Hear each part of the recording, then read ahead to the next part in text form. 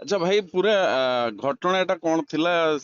ସୁନାଗାଛି ଭଳିଆ ନାଇଁ ଏକ ସୁନାଗାଛି ନୁହଁ ଆପଣ ସେଟା ରଙ୍ଗ ଥିଙ୍ଗ ଆପଣ କରୁଛନ୍ତି ବୁଝିପାରିଲେ। ହୁଁ ତାଙ୍କୁ ମୁଁ ରେସ୍କ୍ୟୁ କରିଛି ଆମର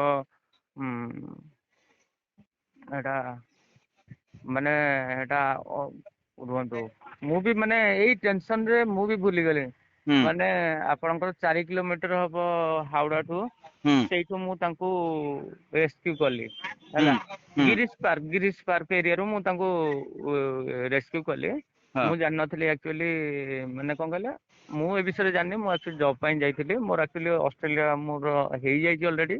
ହୁଁ ମୁଁ ଜୁଲାଇରେ ତ ମୁଁ ସେଇଥିପାଇଁ ଯାଇଥିଲି ମୋର କାମ ପାଇଁ ଅଫିସିଆଲି କାମ ପାଇଁ। ହୁଁ ତ ମୁଁ ଯେତେବେଳେ ଶୁଣିବାକୁ ପାଇଲି ଯେହେତୁ ଓଡିଶା ଛୁଆ ଗୋଟେ କିଛି ଶୁଣିଲେ ଗୋଟେ ଭଲ ଲାଗିବନି। ଆମେ ଯେତେବେଳେ ଶୁଣିବାକୁ ପାଇଲି କି ହେଲ୍ପ ଦରକାର 2 ଜଣ ଝିଅଙ୍କର ହୁଁ ତ ଏମିତି ଆମେ ବସିକି କଥାବାର୍ତ୍ତା ହେଲୁ ଆରେ ଗୋଟେ ସାହାଯ୍ୟ କରିବା କି ଗୋଟେ ଭଲ କାମ କରିବା ହୁଁ ଭଗବାନ ଆମକୁ ଆଶୀର୍ବାଦ କରିବେ ହୁଁ ହେଲା।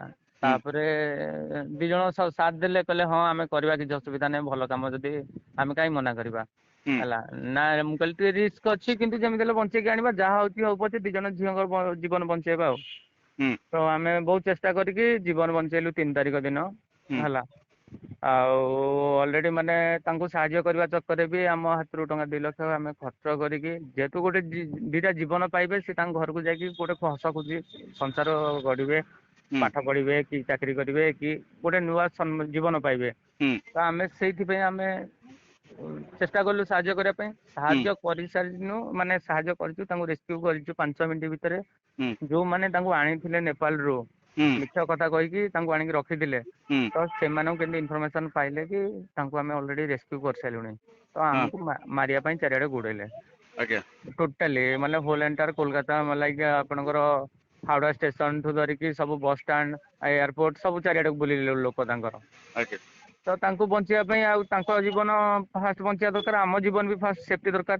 ହୁଁ ତ 2 ଦିନ ଖଣ୍ଡେ ଖାଲି କଲିକତାରେ ଗାଡିରେ ବୁଲିଲୁ ହୁଁ ମାନେ ଯେମିତି ତାଙ୍କ ସେଫ୍ଟିରେ ହଉ କେହି ନ ଧରନ୍ତୁ ତାପରେ ହୁଁ ତାଙ୍କୁ ନେଇ ଯାଇଥିଲୁ ଗୋଟେ ଜାଗାରେ ସୁରକ୍ଷିତ ଜାଗାରେ ଛାଇକି ତାଙ୍କୁ ଛାଡି ଦେଇକି ତାପରେ ଆମେ ଆମର ସୁରକ୍ଷିତ ଜାଗାରେ ରହିଲୁ ହୁଁ ହେଲା। ତାପରେ ଆମେ 14 ତାରିଖରୁ ପ୍ଲାନିଂ କଲୁ କେମିତି ମାନେ 12 ତାରିଖରୁ ପ୍ଲାନିଂ କଲୁ କେମିତି ତାଙ୍କ ଦେଶକୁ ଛାଡିବା ପାଇଁ ଯେହେତୁ ଆମେ ଭାବିଲୁ 8-10 ଦିନ ହେଇଗଲାଣି କି ମ୍ୟାଟର ଟା ଟିକେ କ୍ଲୋଜ ମାନେ ଟିକେ କାମ ହେଇଯିବଣି ହୁଁ ତ ମାନେ ଥଣ୍ଡା ହେଇଯାଇଥିବ ତ ଆଉ କିଛି କେହି ଖୋଜିବେନି ଆମେ ଭାବିଲୁ।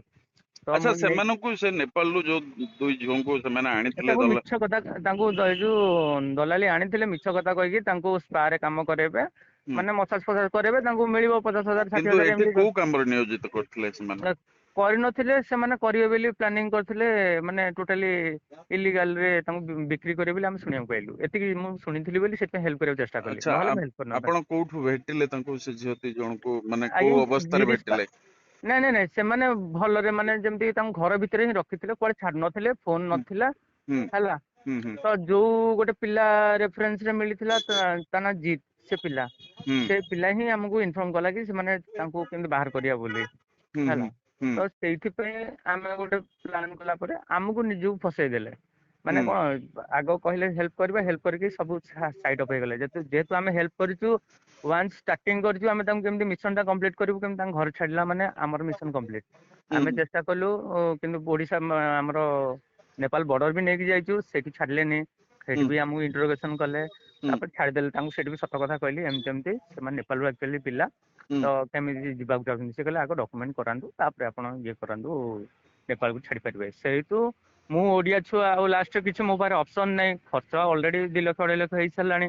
ହୁଁ ଆଉ ଯୋଉ ପିଲା ବି ସାହାଯ୍ୟ କରୁଛନ୍ତି ସେମାନଙ୍କ ଉପରେ ବି ପାଖରେ ମୁଁ ଚିର ଋଣୀ ହୁଁ ଆଉ କାହା ପାଖରେ ସପୋର୍ଟ ହେଇପାରିଲାନି କେହି ସାହାଯ୍ୟ କରିପାରିଲେନି ତ ହୁଁ ବାଧ୍ୟରେ ସେଥିପାଇଁ ମୁଁ 16 ତାରିଖ ଦିନ ତାଙ୍କୁ ଓଡିଶା ଧରିକି ଆସିଲି ହୁଁ ଯେହେତୁ ଓଡିଶା ଛୁଆ ଓଡିଶାରେ ମୋର ସବୁ ଚିହ୍ନା ପରିଚୟ ମୁଁ ଓଡିଆ ଛୁଆ ହେଲେ ଆସିକି ମତେ ପୋଲିସ ବାଲା ସପୋର୍ଟ କରିପାରିବେ ସବୁ କିଛି କିନ୍ତୁ ବାହାରେ ମତେ ଓଲଟା ମିଛ କଥା କହିକି ଫସେଇ ଦେବେ। ହୁଁ ତ ସେଥିପାଇଁ ମୁଁ ଷ୍ଟାର୍ଟିଂ ରୁ 14 ତାରିଖ କଣ ମୁଁ ପୂର୍ବରୁ ସବୁ ଆମର president of India prime minister ଆମ ଓଡିଶା ସିଏମ ରାହୁଲ ଗାନ୍ଧୀ ସମସ୍ତଙ୍କୁ ମୁଁ ଟ୍ୱିଟ୍ କରିଛି ନେପାଳ ବର୍ଡର ବି ମାନେ ନେପାଳ ଆମ୍ବାସି ବି ଟ୍ୱିଟ୍ କରିଛି ମେଲ ବି କରିଛି ହୁଁ ଓଟିଭି କୁ ବି ଇନଫର୍ମ କରିଛି ସମସ୍ତଙ୍କୁ ମୁଁ ମେଲ ବି କରିଛି। ଆଉ କିନ୍ତୁ ଚର୍ଚ୍ଚା କାହାଠୁ ରିପ୍ଲାଏ ହଉଛି ଆସିଲାନି ଯେ ବାହାରେ ଯେ ଆପଣ ଆଜ୍ଞା। ସୁନାଗାଛିରୁ ସେମାନଙ୍କୁ ନାଇଁ ନାଇଁ ଉଦ୍ଧାର ନାଇଁ ସେଇଟା କରୁଛନ୍ତି। ମିଛ କଥା ମିଛ ଏଇଟା ଆଜ୍ଞା ହଉଛି ମିଛ କଥା ହୁଁ ବୁଝିପାରିଲେ ନା ନାଇଁ ଗୋଟେ ନାଟା ମୁଁ ଗୋଟେ ମ୍ୟାରେଜ ପର୍ସନ ହୁଁ ଏଇ ଯୋଉ ନାଁ ଗୁରା ମାନେ ବଦନାମୀ ଯୋଉ ମାନେ ନ୍ୟୁଜ ଚ୍ୟାନେଲ ବାଲା ମିଛ କଥା କହିକି ଯୋଉ ମାନେ ପ୍ରସାର କରୁଛନ୍ତି, ତ ମୋ ସମ୍ମାନ ଟା ହାନି ହଉଛି। ସେମାନେ ଜାଣିନାହାନ୍ତି ତାଙ୍କର ଯଦି ସେମାନେ ଗୋଟେ ଜୀବନ ବଞ୍ଚେଇଲେ କେତେ କଷ୍ଟରେ ଜୀବନ ବଞ୍ଚେଇଛନ୍ତି, ହୁଁ। କିନ୍ତୁ ଏମିତି କଥା କହିକି ଏ ଜଣଙ୍କର ଇଜ୍ଜତ ଟା ଚର୍ଚ୍ଚା ହିଁ ହଉଛି ହାପର କି ଆପଣ କରୁଛନ୍ତି। ଓଡିଶା ସେମାନଙ୍କୁ ଆଣିଥିଲେ ଦେହ ବେପାରରେ ଲଗେଇବା ପାଇଁ, ହଁ ଆଉ ଧରା ଯଦି ଦେହ ପଡିଗଲେ। ବେପାର ହଁ ଆଜ୍ଞା। ଯଦି ସେଇଟା କରିଥାନ୍ତା, ହୁଁ ଆପଣଙ୍କର ଯେତିକି ଏଭିଡେନ୍ସ ମୁଁ ସମସ୍ତଙ୍କୁ ମାନେ ଇଏ କରିଛି ଅଲରେଡି। ଆପଣଙ୍କର ଯଦି କିଛି ଡାଉଟ ହଉଛି 14 ହୁଁ। ତାରିଖ ଦିନ ଆପଣ ନେପାଳ ଆମ୍ବାସିରେ ମାନେ ନେପାଳ ବର୍ଡରରେ ବି କଥାବାର୍ତ୍ତା କରିପାରିବେ ଯେତିକି ଆପଣଙ୍କର ଇଏ ନାଇଁ ଅଛି। ନାଇଁ, ମୋର କିଛି ଆମେ ଡାଉଟ ହଉନି ଆଜ୍ଞା। ମୁଁ ଆଜ୍ଞା ଘଟଣାଟା ସମ୍ପର୍କରେ ଆପଣଙ୍କଠୁ ଜାଣିବାକୁ ଚାହୁଁଛି ଆଜ୍ଞା ଆଜ୍ଞା ଯେ ଆଜ୍ଞା ଆମେ ବିଭିନ୍ନ ଆଡେ ସାହାଯ୍ୟ କରିବା। ଆଜ୍ଞା। ଆମର ଭଉଣୀ ଅଛନ୍ତି, ମା ଅଛନ୍ତି, ଆମେ ବି ଗୋଟେ କୋଉ ମା ଗୋଟେ ଝିଅରୁ ମା ହୁଏ, ହୁଁ ତ ଆମେ ବି ଗୋଟେ ଜନ୍ମ ହେଇଛୁ, ଆମେ ପୁଅ ହେଇଛୁ, ଆମେ ନାରୀକି ସମ୍ମାନ ଦଉ। ସେଥିପାଇଁ ଆଜ୍ଞା। ଆମେ ସାହାଯ୍ୟ କରିବାକୁ ଚେଷ୍ଟା କଲୁ। ଆମେ ଆପଣ ସାହାଯ୍ୟ ଆପଣ ଏମିତି ଗୋଟେ ଅଚିହ୍ନା ଝିଅ ମାନଙ୍କ ପାଇଁ 2.5 ଲକ୍ଷ ଟଙ୍କା କେମିତି ଖର୍ଚ୍ଚ କରିଦେଲେ?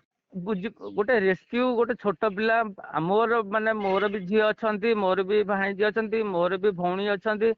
ସେଇ ଛୋଟ ଛୋଟ ବୟସ ଆମେ ଦେଖିଲେ କଣ କଣ ଆମେ ଶିଖିବା? ହୁଁ ଆଜିକାଲି ମୋ ନାଁ ଟା ଯେମିତି ବ୍ଲେମିଂ କରୁଛନ୍ତି ନ୍ୟୁଜ ବାଲା, ହୁଁ ତ ସେଇଠୁ ନେକ୍ସଟ ଟାଇମ ଆଉ କୋଉ ପୁଅ ପିଲା ସାହାଯ୍ୟ କରିବାକୁ ଚେଷ୍ଟା କରିବ କି? ହୁଁ ବୁଝିପାରୁଛନ୍ତି? ଆଜ୍ଞା। ଆମେ କାହାର ଖରାପ କରିବାକୁ ଚାହୁଁନୁ। ଆମେ ବି ଚାହୁଁଛୁ ଆପଣ ବି ଯଦି ସେ ପିଲାଙ୍କୁ ମାନେ ଯଦି ପାଇଥାନ୍ତେ, ମାନେ ଅଲରେଡି ସେମାନେ ହାଣ୍ଡ ଓଭର ହେଇଗଲେଣି, ଆମ୍ବାସି କଷ୍ଟଡିରେ ଅଛନ୍ତି। ହୁଁ ତ ସେମାନଙ୍କୁ ଯଦି ଆପଣ ବାଇଟ୍ ନେଇଛନ୍ତି, ସେମାନେ କହିଛନ୍ତି ସିଏ ନିଜେ ଆପଣଙ୍କୁ ଷ୍ଟେଟମେଣ୍ଟ, ସେମାନେ ବି ଷ୍ଟେଟମେଣ୍ଟ ଅଲରେଡି ପୋଲିସ ଦେଇଛନ୍ତି ନା ଆମକୁ ଆଚ୍ଛା ଇଏ ଗୋଟେ ସାଙ୍ଗ ଭାଇ ଗୋଟେ ବାପା ଭଳିଆ ଆମକୁ ସମ୍ମାନ ଦେଇଛି, ଆଉ ଆଜ୍ଞା। ଏତିକି ସାହାଯ୍ୟ କେହି ବି ଆମକୁ ଜୀବନରେ କେହି କରିବେନି। ଆପଣ ତାଙ୍କ ପରିବାର ସହ ହେଲା ଯୋଗାଯୋଗ କରିଥିଲେ? ଆଜ୍ଞା ଆମେ ଚେଷ୍ଟା କରିଛୁ। ଆଜ୍ଞା। ବୁଝିପାରିଲେ ଆଜ୍ଞା? ସେମିତି ସେ ଆମେ ସେଇଥିପାଇଁ ଲାଷ୍ଟରେ ଆମେ ଆମ୍ବାସି ସହିତ କଣ୍ଟାକ୍ଟ କଲୁ, କେହି ସାହାଯ୍ୟ ହାତ କେହି ବଢେଇଲେନି ବୋଲି ହୁଁ ଲାଷ୍ଟରେ ପୋଲିସର ସହାୟତା ମୁଁ ନିଜେ ହିଁ ନେଇଛି। ମୁଁ ନିଜେ ଗଲି 2 ଘଣ୍ଟା ଯାଏଁ ଛିଡା ହେଲି ଥାନାରେ, ଚନ୍ଦ୍ରଶେଖରପୁର ଥାନାରେ। ହୁଁ ତାଙ୍କୁ ରିକ୍ୱେଷ୍ଟ କଲି, ମୁଁ କହିଲି ସାର୍ ଏମିତି ତାଙ୍କ ମାଇଣ୍ଡ ଭ୍ୟାନିଶ ହଉଛି, ଘଣ୍ଟାକୁ ଘଣ୍ଟା ଚେଞ୍ଜ ହଉଛି, ହୁଁ ତ ଆପଣ କେମିତି କରି ତାଙ୍କୁ ହେଲ୍ପ କରି ତାଙ୍କ ଦେଶକୁ ଛାଡି ଦିଅନ୍ତୁ ସାର୍। ହୁଁ ହୁଁ। ସେମାନେ ଆଟଲିଷ୍ଟ ତାଙ୍କ ଘରେ ରହିଲେ ଖୁସିରେ ରହିବେ, ପାଠ ପଢିବେ କି କଣ କରିବେ, ତାଙ୍କ ଫ୍ୟୁଚର ପାଇଁ ସେମାନେ ଆଚ୍ଛା, ଚିନ୍ତା ସେମାନଙ୍କୁ କରିପାରିବେ। କଣ କୁହା ହେଇକି ଅଣା ହେଇଥିଲା ବୋଲି ସେମାନେ କହୁଛନ୍ତି? ସେମାନେ ପାଠ ପଢୁଥିଲେ, ପାଠ ପଢିକି ସେମାନେ ଛାଡି ଦେଇଥିଲେ। ହୁଁ ସେମାନଙ୍କୁ କହିକି ଆଣିଥିଲେ କଣ ନା ଆମେ ଏଇଠି ବିଜନେସ ଜବ କରିବ ତମେ। ହୁଁ। କୋଉ ଜବ ନା ତମେ ଯୋଉ ସ୍ପା ଫା ରହୁଛି ସେଥିରେ ମସାଜ ମସ୍ କରିବ। ଆଚ୍ଛା, ପାର୍ଲରରେ। ହଁ ହଁ, ପାର୍ଲରରେ ମସାଜ କରିବା ପାଇଁ ତାଙ୍କୁ କହିକି ଆଣିଥିଲେ। ହୁଁ ହୁଁ ହେଲା ହୁଁ। ଏତିକି ମୁଁ ମାନେ ମତେ ଦେହଜୀବୀ କହିଥିଲେ। ବନେଇବାକୁ ଆଣିଥିଲେ। ହଁ, ତ ସେଇଟା ହେବା ପୂର୍ବରୁ ଆମେ ବସିଛୁ ଆଉ 2 ବର୍ଷ ହେଲା ଆପଣ ଯୋଉ ଏଭିଡେନ୍ସ ଦେବେ ସେମାନେ ଏବେ ଜଷ୍ଟ ଆସିଛନ୍ତି। ଆମେ ଯେତିକି ଇନଫର୍ମେସନ, ଆପଣ ମନେକର ମୁଁ ଗୋଟେ କଥା କହୁଛି, ମୋ ହୁଁ ବିଷୟରେ ଆପଣ କିଛି ଜାଣିନାହାନ୍ତି, ମୁଁ ହୁଁ ଆପଣଙ୍କୁ ସାହାଯ୍ୟ ମାଗିଲେ, ଆପଣ ସାହାଯ୍ୟ ମାଗିଲେ, ମୋ ପାଷ୍ଟ ବିଷୟରେ କଣ ଆପଣ ଜାଣିନାହାନ୍ତି, ଆପଣଙ୍କୁ ଯଦି କିଏ ମିଛ କଥା କହିବ, ଆପଣ ସେଟା ଆକ୍ସେପ୍ଟ କରିବେ କି? କେବେ କରିବେନି। ହୁଁ ହୁଁ। ତ ସେଇଭଳିଆ କିଏ କେତେ ପ୍ରକାର କଥା କହିବ। ଆଚ୍ଛା, ଆପଣଙ୍କୁ ଆମେ କେତେ ଏବେ ଆତ୍ମସନ୍ତୋଷ ମିଳୁଛି? କାରଣ 2 ଜଣ ଝିଅଙ୍କର ନାଇଁ ଗୋଟେ ନୂଆ ମୁଁ ତ ଖୁସି ଅଛି। ମତେ ଯିଏ ଯାହା କହିଲେ, କାରଣ ମୁଁ ଭୁଲ ଯିଏ ଯାହା କହିଲେ ମତେ କିଛି ଫରକ ପଡିବନି। ମୋ ମା ବାପା ମତେ ଜାଣିଛନ୍ତି, ମୋ ସ୍ତ୍ରୀ ଜାଣିଛନ୍ତି, ମୁଁ ଅଲରେଡି ଇନଫର୍ମ କରିଛି ମୋ ଫ୍ୟାମିଲି କି। ହୁଁ ଯେତେବେଳେ ରେସ୍କ୍ୟୁ କଲା ଆସିକି ବି ମୁଁ ମୋ ଘରେ ଇନଫର୍ମ କରିଛି କି ହୁଁ 2 ଜଣ ଝିଅ ପିଲାଙ୍କ ଜୀବନ ବଞ୍ଚଉଛି, ତ ଟିକେ ତମେ ଟେନସନ ନବନି ଯଦି ମୋ ଫୋନ ସୁଇଚ୍ ଅଫ୍ ରହିବ, ମୋ ଜୀବନ ଉପରେ ବି ବିପଦ ଅଛି। ହୁଁ ମୁଁ ଇନଫର୍ମ କରିନଥାନ୍ତି। ଅଲରେଡି ମୁଁ ଆକ୍ଚୁଆଲି କେମିତି ନେପାଳକୁ ତାଙ୍କୁ ଦିଲ୍ଲୀ ଆମ୍ବାସି ସହିତ କଥାରେ ଥିଲି, ସେମାନଙ୍କୁ ନେଇକି ଦିଲ୍ଲୀରେ ମାନେ ଇଏ କରିଥାନ୍ତି।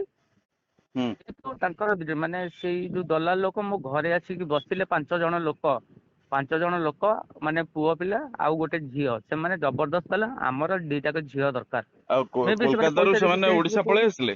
ହଁ, ମୋ ଘରେ ଆସିକି ମାନେ ମୋ ଯୋଉ ଜାଗା ହେଲା, ମୋ ନିଜ ବାସସ୍ଥାନରେ ସେମାନେ ଆସିକି ମୋ କେମିତି ଘରେ ଆସିକି ପହଞ୍ଚିଲେ? ବସିଲେ। ଖବର କେମିତି ପାଇଲେ?